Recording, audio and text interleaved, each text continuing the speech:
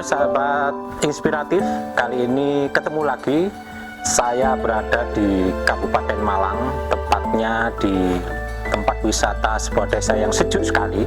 Seperti biasa, saya ditemani oleh orang-orang hebat, narasumber yang luar biasa, yang tentunya akan berbagi kisah-kisah menarik, cerita-cerita inspiratif yang akan kita bagi bersama pemirsa semuanya. Anda penasaran? Sesaat lagi.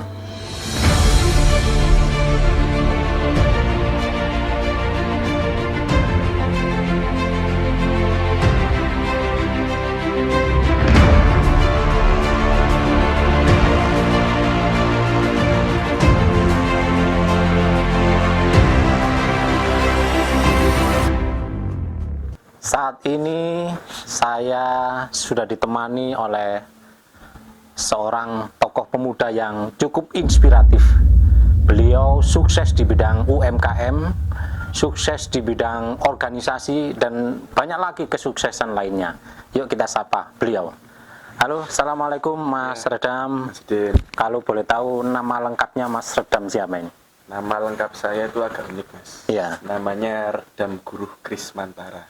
Redam Guru Krismantara. Kalau boleh tahu itu diambil dari kata apa? Itu diambil dari kata, tetap pakai bahasa Indonesia, cuma artinya adalah meredam gemuruh krisis moneter Nusantara. Wah, luar biasa sekali. Jadi pemirsa, beliau ini adalah tokoh pemuda di Kecamatan Singosari, Kabupaten Malang. Betul ya? Betul nantinya. Dan beliau ini sukses di UMKM, usaha di bidang Saya pembuatan kaos-kaos jaket. konveksi, Konveksi. sejenis konveksi ya. Begini Mas Redam, bagaimana perjalanan karir Anda terkait dengan usaha UMKM ini sampai sukses sebesar ini kali ini? Itu dimulai 3 tahun lalu, Mas. 3 tahun lalu itu saya setelah lulus dari Brawijaya, itu kan saya agak kebingungan ini, mau meneruskan tapi masih COVID. Akhirnya ada beberapa ide dan ada beberapa sarana, saya coba memanfaatkan hal tersebut, Ya, yaitu dengan membuat usaha konveksi itu. Alhamdulillah sudah berjalan 3,5 tahun, Mas, mau jalan 4. Awalnya ya memang pasti terseok-seok ya, namanya usaha. Cuma kedepannya saya banyak belajar dari teman-teman saya. Kalau teman-teman saya lihat ini, para pengusaha muda, itu saya banyak belajar dari mereka. Oh gitu ya. Mulai ngitung HPP, kemudian manajemen, kemudian apalagi ya, jaringan-jaringannya dan lain sebagainya. Saya banyak belajar dari senior-senior dan kawan-kawan saya. Jadi otodidak, Mas. Oh gitu ya. Iya. Mas Redam ini masih muda. Kalau boleh tahu ini masih single ya? Single. Alhamdulillah. Jadi cowok-cowok, cewek-cewek di luar sana yang mengidam-idamkan sosok seperti Mas Redam ya, bisa hubungi kontak di bawah ini. Oh jangan, tak boleh. Bahaya nanti. Bahaya. Kalau ada yang WA saya, Oh gitu ya. Oh, gak bahaya tak gitu. Bahaya. Luar biasa sekali. Jadi pemirsa, beliau ini Mas Redam ketika sukses menjalankan bisnisnya, mencoba untuk melebarkan sayapnya di dunia politik. Betul Mas Redam. Boleh cerita sedikit bagaimana ini awalnya Anda sampai terjun ke dunia politik? Awalnya memang sebenarnya dari SMA kelas 2 itu saya sudah ada keinginan, Mas. Ketika waktu itu saya menjadi ketua OSIS, saya kan banyak belajar dari guru-guru dan senior. Ternyata jadi pimpinan di sebuah organisasi itu pelik. Gitu, Kalau kata sebuah pepatah itu laden is listen, memimpin adalah menderita. Menderita ya. Tapi ketika menderita itu kita belajar banyak hal, Mas. Belajar banyak hal itu juga yang akhirnya membuat saya, setelah saya ibaratnya nemu feel di dunia usaha, akhirnya saya sepertinya nggak bisa di usaha aja, saya harus memanfaatkan apa yang ada dalam diri saya untuk ke masyarakat luas. Akhirnya pada tahun 2021 saya diberikan mandat oleh para senior dan pimpinan untuk menjadi ketua PAC waktu itu. Waktu itu masih belum mikir nyalek, Mas. Tidak ada caleg-calegan. Jadi dimandati untuk jadi ketua PAC Singosari. Kebetulan saya paling muda di Kabupaten Malang. Paling muda, betul ya. Jadi itu ya, awal mula terjun ke dunia politik. Betul. Dan sekarang resmi jadi calon legislatif Calon di legislatif Dapil Dapil 6 Kabupaten Malang. Malang, wilayah Singosari, Lawang, Pakis. Pakis ya, luar biasa sekali ya. Apalagi yang mau diraih ya, bisnis sukses. Sekarang terjun ke politik, tinggal jodohnya yang belum ya. Sebenarnya menunggu. Ya. Ya. Mungkin ada kiat-kiat ini Mas Sedam. Ketika Mas Sedam nanti sudah ini mudah-mudahan sukses di pemilihan legislatif ini, program apa yang bisa Anda tawarkan ke masyarakat atau ke rakyat Kabupaten Malang? Sebenarnya kalau program yang spesifik itu saya masih tidak ada. Tapi yang jelas ada satu hal yang bisa saya pastikan, saya ingin makaryo bangun desa.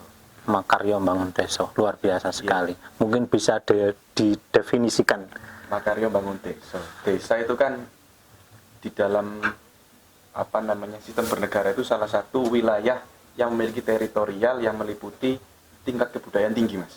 Betul. Kebudayaan tinggi, juga keguyupan dalam beragama, kemudian juga ke pluralan dalam dunia sosial. Jadi ketika ini nanti kita perkuat, Ya. kita makaryo bangun desa di bidang apapun, Mas, olahraganya, kebudayaannya, keagamaannya, kepemudanya, pembangunan di bidang infrastruktur. Itu yang saya melihat sepertinya sudah saatnya anak muda untuk ngomong soal ini deh. Siap. Begitu. Jadi begitu ya, makaryo bangun desa. Memang tegaknya sebuah negara bisa dimulai dari desa. Mungkin kiat-kiat khusus untuk para pemilih cerdas atau pemilih pemuda. Pemilih muda apa kira-kira yang bisa ditawarkan untuk pemuda? Kiat-kiat khusus adalah kalau masih muda, kemudian kita masih bisa melakukan segala hal, ngapunten ambaan sih kena, fisik jangkep sembarang kali kena, itu lebih baik dimanfaatkan sepositif mungkin. Betul. Soalnya masa muda kan kalau kata bapak saya tidak terulang 2 kali. Kalau masa tua ya berkepanjangan. Masa muda cuma sekali. Ya. Apalagi di bawah usia 26, 25. Itu masa-masa kita kan mempelajari banyak hal di dunia luar. Betul. Jadi kalau saya boleh bicara, mumpung masih muda, utamanya skill, Mas. Skill, terus kebidangan. Harus menguasai bidang apa. Betul. Kemudian perbanyak literasi. Karena kalau literasi kita banyak, kita diajak ngomong orang enak, Mas. Sekali. Itu sih, Mas, kiat-kiatnya. Dan jangan lupa doa orang tua.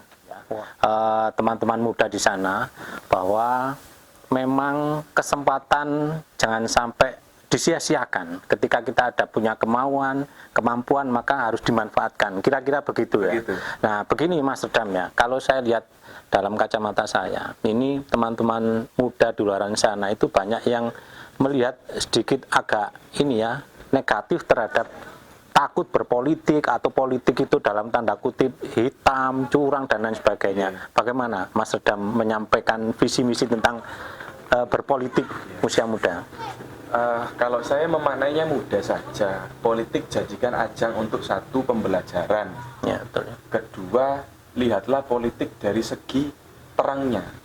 Jangan dari segi gelap. Betul sekali. Kalau politik dilihat dari segi gelap, ini nanti saya yakin negara ini ke depan 20-30 tahun lagi banyak anak muda yang tidak berminat ke politik.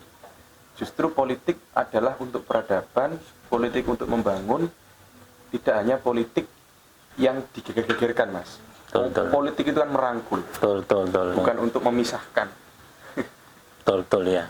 Gitu. Begitu ya. Jadi memang karena ini sebuah kebijakan diambil oleh pemerintah itu kan bagian dari produk politik. Betul. Maka kalau hari ini kita cuek atau anti politik, maka saya anggap itu keliru. Mungkin seperti itu. Betul, Mas. Iya.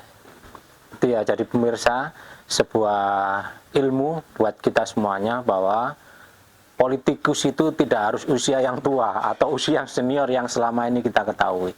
Kini sudah saatnya yang muda terjun, ikut andil, berperan terhadap pembangunan bangsa dan negara. Mas Sedam, apa kira-kira yang ditawarkan oleh Anda untuk calon pemilih yang nanti akan memilih Anda di Dapil 6 ini? Mungkin bisa disampaikan. Kalau tawaran untuk memilih saya, yang paling utama dan pertama, kenali calonnya dulu. Betul sekali. Kalau nggak kenali calon, nanti malah bahaya. 5 tahun sekali, ngapunten yang terjadi di lapangan ya, itu hanya diberikan amplop mas, atau Money politik. Money politik yang marak sekali kan seperti itu. Betul. Saya tuh turun di beberapa wilayah itu tanya, aku biar anu mas, milih, cuma sampai saya nggak ngerti wong sing ndi calonnya sopo. Banyak sekali modal seperti Iya, itu ya. cuma disuruh oleh ya mungkin korlap atau apanya ya Iya, untuk iya. memilih ini. Sampai dengan hari ini katanya tidak pernah muncul ke wilayahnya. Nah, saya tidak mau yang seperti itu. Betul. Kalau mau milih saya, kenali saya dulu, kita ngobrol, saya tawarkan apa namanya visi untuk ke depan, visi misi ke depan. Lek cocok, pilihlah dengan nurani. Betul sekali. Jangan milih atas dasar diferentasi A atau si B. Betul Itu yang sekali. paling bahaya. Iya.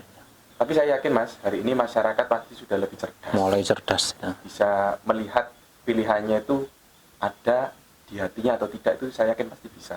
Gitu ya. Luar biasa sekali. Kira-kira siapa tokoh inspiratif Mas Redam yang sehingga Mas Redam jadi seperti ini, mau terjun ke politik? Siapa kira-kira? Tokoh inspiratif untuk terjun ke politik yang satu pertama adalah Bung Karno. Bung Karno. Sang proklamator. Sang proklamator Bapak Bangsa. Kedua adalah kedua orang tua saya. Oh, gitu ya. Yang ngajari saya mulai kecil. Gitu ya. Saya kelas Gitu 5 SD mas, mohon maaf ya. Iya. Sudah ditanyai, negara itu apa? Kelas 5 SD. Sama orang tua, sama Pak Bapak. Guru? Sama Bapak, Oh, gitu ya. waktu makan siang. Iya. Kalau boleh cerita sedikit saja, sosok kedua orang tua di mata Mas Redam? Sosok kedua orang tua di mata saya adalah sosok orang tua dan guru. Mengajarkan banyak hal kehidupan dan paling utama disiplin mas. Apalagi bapak saya itu orang disiplin sekali. Gitu ya. Jadi kalau ngajari saya, kalau melakukan sesuatu itu harus sampai tuntas. Betul sekali. Kalau mencari sesuatu sampai ketemu, ngelakuin apa-apa kudu sampai mari. Selesai. Ya. Selesai. Kalau ibu saya adalah sosok wanita tangguh yang membuat anaknya, ketika anaknya patah semangat, ibu itu selalu hadir. Iya. Selalu hadir beliau itu. Dan beliau adalah teman bercerita yang luar biasa. Luar biasa sekali. Background beliau politikus, agak atau gimana? Beliau adalah salah satu tokoh koperasi Tokoh koperasi nasional dan juga seorang politisi daerah. politisi daerah. Dari provinsi. Beliau itu. Luar biasa sekali. Kasih tepuk tangan semuanya. Ya. Jadi kalau di awal tadi saya ngomong tokoh inspiratif ya, benar-benar inspiratif ya, yang muda saatnya yang berkarya. Jadi Mas Redam ini kalau Mas Redam sekarang ini sudah mencapai banyak hal, namun masih single sekarang, belum ada dampingan. Kalau boleh tahu ini pasangan yang tipe bagaimana yang diidam-idamkan? Tipenya yang menemani saya sekarang. Gitu ya. Ya, Konkretnya bagaimana, Pak? konkretnya yang jelas perempuan. Perempuan ya. Berarti sudah ada sekarang. Sudah ada mas. Siap. Luar biasa sekali. Yang bisa ngerti saya. Iya. Gemati mas. Apa itu gemati? Kayak lagunya itu. Matur nuwun Gusti. Waduh. Pun mari sing gemati. Wah, ini sudah mengarah ke ngeres ini ya. Ininya maksudnya. Bukan ngeres, gemati kan ngerak. Iya, Ngerti, betul. oke. Jadi luar biasa sekali pemirsa. Saat ini Mas Redam ini mulai menginjakkan kaki di dunia politik, tentunya dengan pengalaman yang tidak biasa ya, yang saat ini yang patut diperhitungkan untuk para masyarakat Kabupaten Malang. Mungkin ada hal yang perlu disampaikan lagi terkait pemilu 2024 nanti. Untuk pemilu 2024, kenali orangnya, kenali siapa calon-calonnya, terus jangan lupa TPS-nya. TPS-nya. Kadang ada orang keliru TPS. Iya, betul sekali. Kemudian terakhir dan utama, pilihlah sesuai hati nurani. Sesuai hati nurani. Mas Redam nomor berapa? Saya kebetulan nomor 1, partainya Partai Demokrasi Indonesia Perjuangan. PDIP. PDIP. Iya.